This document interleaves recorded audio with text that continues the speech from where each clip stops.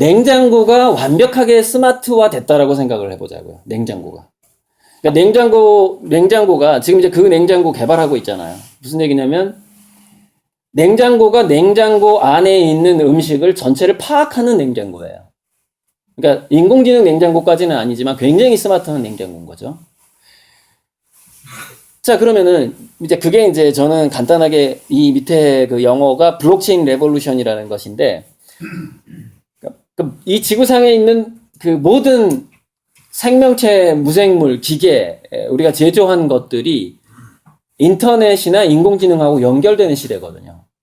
그래서 앞으로는 어떻게 되냐면 좀 잘 사는 동네, 중진국 이상의 전 세계의 모든 가정의 식료품 저장고나 또는 냉장고가 그 안에 있는 재고 파악을 하는 상태가 돼요. 그 재고 파악을 하게 되고 그 재고 파악은 인공지능하고 공유가 되고요. 그럼 또 어디랑 공유가 될까요? 당연히 농가랑 공유가 되는 거죠. 농어촌이랑. 그래서 미래 사회는 어떻게 되냐면은 도시의 모든 소비자들의 냉장고 안이 실시간으로 인공지능이 요약해서 그 예측을 농민들한테 알려주게 됩니다. 그러니까 이런 거죠. 서울의 천호동의 무슨 지역의 무슨 아파트에 조만간 어떤 반찬이나 뭐 양파나 뭐 이런 것들에 주부들이 갑자기 한 1톤 정도의 요구량이 한 달 후에 생길 것 같다. 이게 알려지게 되는 겁니다. 이게 미래의 스마트 농업이에요.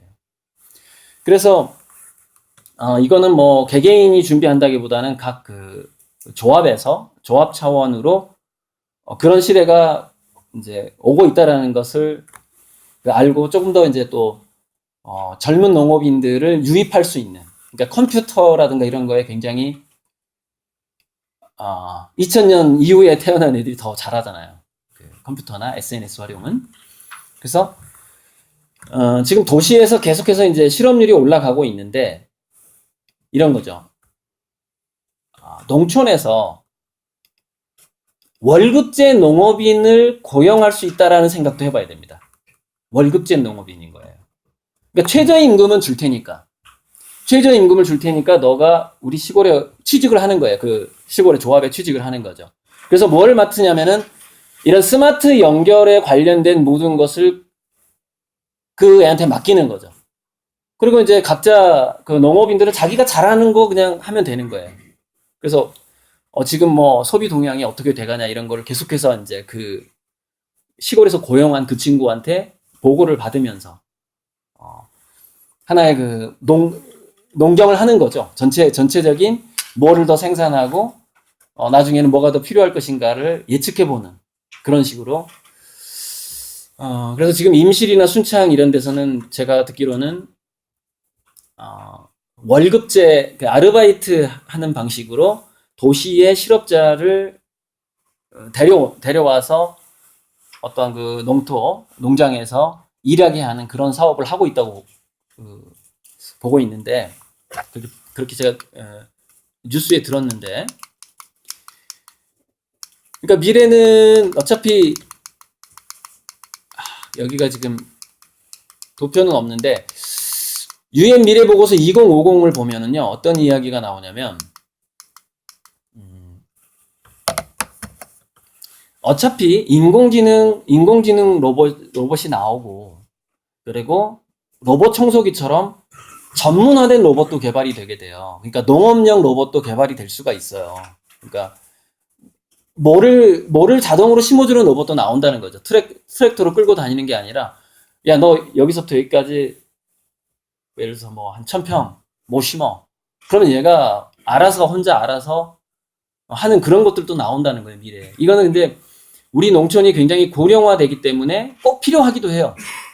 그러니까 이제 미래에 우리 농촌의 농업인들은 뭐냐면은 그냥 명령만 내리는 거죠. 명령만. 그러면 이제 로봇들이 알아서 그 농업을 짓고 그렇게 될 수도 있고, 또 하나는 뭐 예를 들어서 팔다리가 조금 안 좋다 그러면 농업용 외골격 로봇도 나올 수가 있어요. 미래는. 그럼 지금 그 비싼 로봇이 어떻게 나오느냐 생각하겠지만 굉장히 싸집니다, 미래에는. 지금 로봇의 가격이 아니에요. 그러니까 지금 우리가 스마트폰 사는 정도면 로봇을 그냥 살 수 있는 정도가 돼요. 그렇게 가격이 계속해서 다운되는 때가 급속하게 이렇게 가격이 낮아진다는 것이죠. 그래서 분명히 로봇이 맨 처음에 인공지능 로봇이 병원에 들어갈 것이고, 그 다음에는 전투 현장에 들어갈 것이고, 그 다음에 식당에 들어가고, 식당에 들어간 다음에는 농어촌으로 오게 될 가능성이 많아요, 로봇이. 그렇게 순차적으로 인공지능 로봇을 생산하는 데서는 어디다 팔까? 그래서 새로운 시장을 계속해서 개척해 나간다는 것이죠. 계속 가격을 낮추면서. 자동차도 그렇게 가격이 낮아졌기 때문에 지금 많은 사람들이 타는 거거든요. 그래서 앞으로 갈수록 유엔 미래 보고서 2050을 보면은 갈수록 실업률은 계속 올라갈 수밖에 없다라는 거예요. 그래서 2016년부터 앞으로 10년간 실업률은 서서히 늘겠지만 2025년이 되면은 급격하게 늘게 됩니다. 왜냐면 2025년이면은 값이 싼 인공지능 로봇이 드디어 나오기 시작하는 거예요. 그러니까 예를 들어서 영국에서는 지금 무인 편의점이 돌아다니고 있단 말이죠. 무인 편의점 업주가 있단 말이에요. 돈만 있으면은 편의점을 곳곳에 설치를 할 수가 있는, 그러니까 편의점을 차려서 알바생을 쓰는 개념이 아니에요, 지금은. 그냥 편의점을 사서 그냥 갖다 설치하는 거예요, 이렇게. 꽤 큰 편의점이. 그러니까 그런 식으로 도시에서는 아르바이트를 하기도 힘든 상황이 온다는 거예요. 그래서 이 젊은이들을 어떻게 취업을 시킬 것이냐를 연구를 한 사람들이 많이 있는데, 아무리 머리를 짜내도 답이 안 나오는 거예요. 아무리 머리를 짜내도. 생각해 보세요. 자, 인공지능 로봇이 나왔는데 나보다 건강해. 나보다 농사도 잘 지어. 나보다 기후변화 더 잘 파악해. 그러니까 습도가 몇 도고 온도가 몇 도인지 이미 얘가 다 알아. 센서가 좋기 때문에. 그리고 얘가 농사를 짓겠대, 시골에 와서. 어떻게 그 농부가 그 인공지능 로봇 농사꾼을 이기냐고요. 그리고 뭐냐면은 인공지능하고 연결돼 있기 때문에 걔는 뭘 알죠? 지금 제주도에서 어떤 공기가 올라오고 있는지까지 알아요. 이미 알고 있어요. 비가 몇 시에 올지까지도 예측이 가능하단 말이죠. 그러니까 이제 그런 인공지능 로봇이 우리의 친구가 되는 거예요, 사실. 친구가 되는 건데. 근데 이제 제가 왜 그 얘기를 하냐면은 도시가 문제라는 거예요, 도시. 도시의 수많은 청년 실업자를 어떻게 할 것이냐는 거예요. 그래서 미래에 어떻게 하면은 일자리를 만들 수 있는가를 이제 제가 읽은 책에서 굉장히 많은 미래학자들이 생각을 하고 또 생각을 했는데, 가장 좋은 게 이거라는 겁니다. 뭐냐면 생태농업이래요. 생태농업. 자동화 농업이 아니라 과거에 몇 년도라고 해야 될까요? 1950년, 60년, 70년대 우리가 우리 할아버지도 간혹 가다가 왜 똥오줌을 퍼가지고 지푸라기 위에다 뿌리는 일을 했거든요. 그래서 그 칡감 푼다고 그러죠. 그래서 칡감 풀 때마다 냄새가 참 많이 나고 그랬어요. 이제 그 기억이 나는데, 물론 그때로 돌아가진 않겠지만 어떤 로봇의 보조를 받을 수도 있겠지만, 자동화의 보조를 받을 수도 있겠지만, 생태 농업은 여러 가지 목적에서 꼭 필요한 상황이 되고 있다라는 거예요, 지금. 앞으로. 첫째, 방금 제가 얘기했던 일자리 때문이에요. 생태 농업은 완벽한 자동화가 불가능해요. 손이 굉장히 많이 가는 거죠. 그래서 인간의 일손이 많이 필요하다라는 특성을 가지고 있어요. 그리고 이제 또 하나 생태 농업이 중요한 부분은 이겁니다.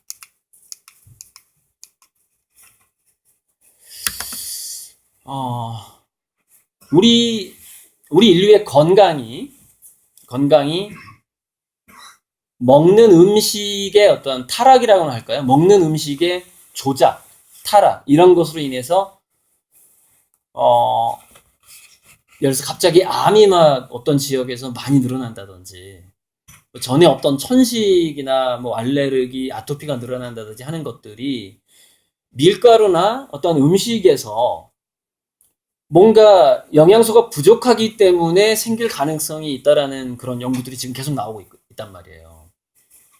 그래서 여기 보면 미네랄 중에서 뭐 어떤 미네랄이 부족하면은 뭐 예를 들어서 붕소가 부족하면 골다공증이 빨리 온다든지 굴이나 아연이 부족하면은 생식 능력하고 면역 능력에 문제가 생긴다든지 이런 것들이 지금 계속해서 보고가 돼가고 있다는 것이죠. 근데 이렇게 미네랄이나 기타 영양분이 부족하지 않도록 농사를 짓게 되면 이 엘버드 하워드의 이 사람 의사인데 이 사람이 파키스탄 고지대 훈자 문명을 연구를 했는데 이제 거기 가서 깜짝 놀란 게 평균 수명이 120세가 넘고 거기 사는 사람들은 100세 이상 성생활이 가능하다는 거예요. 그래서 도대체 다른 지역하고 뭔가 봤더니 그 비결이 생태농업으로 나옵니다. 모든 부산물을 퇴비화시켜가지고 그 땅, 지력을 유지하는 방식으로 먹고 싸고 하는 것에서 모든 게 순환되도록 하는 것이 굉장히 철저하더라는 겁니다. 그 문명이. 근데 그렇게 했을 때 굉장히 건강 수명이 늘어난 그런 연구가 있어요.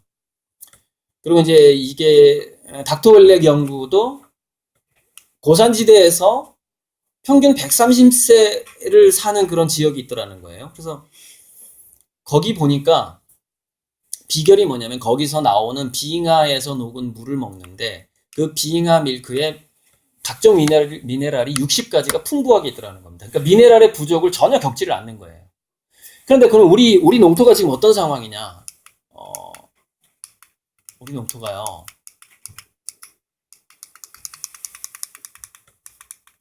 비료라든가 비료를 사용하는 농법 그리고 또 하나는 뭐냐면 어차피 식물들은요 자기가 성장하기 위해서 이건데요. 식물들이 자기가 성장하기 위해서 땅속에 있는 미네랄을 계속해서 뽑아간단 말이에요. 자, 바닷물이 지금 왜 짜죠? 바닷물이 왜 짜냐면은 비가 계속 오면서 미네랄을 가지고 바다로 갔단 말이에요. 지금까지 계속해서. 이게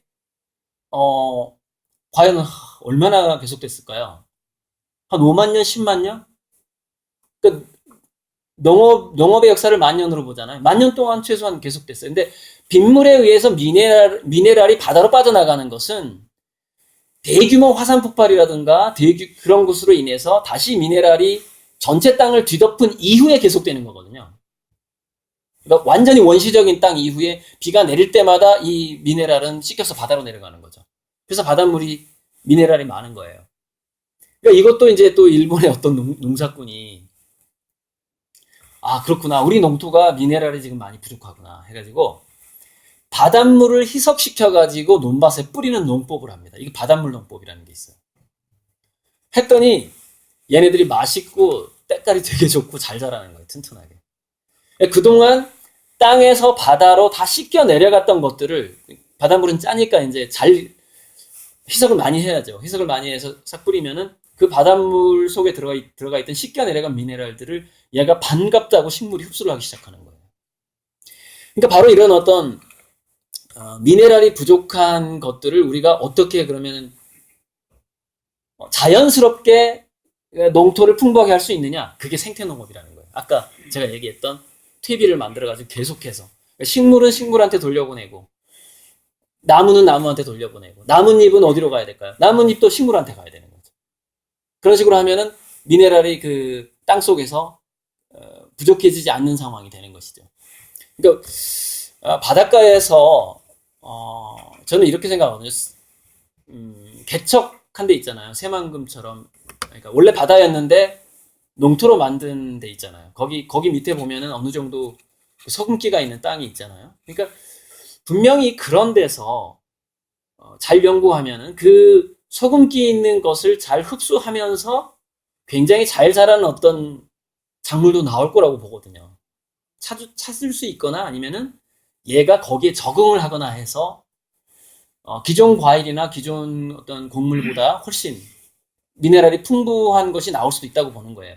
그게 이제 바닷물 농법에서 어느 정도 일본에서는 그 성공을 했습니다. 일본 어떤 농부가. 그래서 그 책을 보면은요, 벼 이삭의 색깔 자체가 틀리고요. 키가 굉장히 커요. 바닷물을 뿌려줬던 벼가. 성공 사례가 있어요. 그러니까 지금 지금 우리 그 지구가 이렇게 돼 있다는 거죠. 이 진한 선이 뭐냐면은요, 이 진한 선이 지속 가능한 생존 상태라는 겁니다. 그러니까 병들지 않은 상태에 지속 가능한, 이 지구가 과연 지속 할 것이냐를 평가하는 선인데, 기후 변화는 이미 그 위험한 수준을 넘어버린 거죠. 넘어버렸고, 이 질소 순환이 깨졌는데, 이게 왜 그러냐면 질소 비료 때문에 그래요. 질소 비료가 과도하게 농토로 들어갔기 때문에 지금 어디나 질소가 과도한 상황이 됐다라는 거예요. 근데 문제는 뭐냐면 미네랄 균형이 중요하기 때문에 어느 거 하나가 많아지는 것은 좋은 게 아니에요. 그게 골고루 있어야 되기 때문에. 그래서 질소 순환하고 인순환이 이것도 이제 비료에서 나오는 거거든요. 위험 수준에 와 있고, 인순환이. 생물 다양성 손실이 돼 있고.